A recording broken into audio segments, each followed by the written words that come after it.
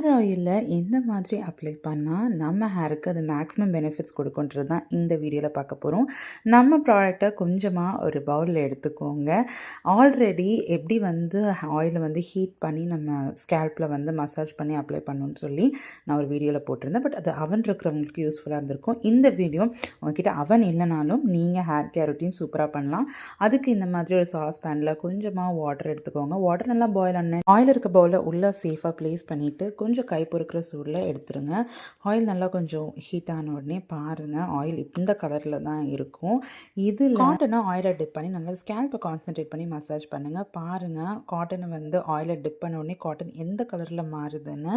மற்ற ஆயில் மாதிரி ஹர்ப்ஸ் கொஞ்சமாக போட்டுட்டு இது நல்ல ஹர்ப்ஸ் இன்ஃப்யூஸ்ட் ஆயில்னு சொல்லாமல் கிட்டத்தட்ட 80% நம்மளுடைய ஆயில் ஹர்ப்ஸில் நல்லா இன்ஃப்யூஸ் ஆகிருக்கு. அதுக்கு ப்ரூஃப் இந்த காட்டன் கலர் சேஞ்ச் ஆனது. ஸோ உங்களுடைய பேக்கேஜை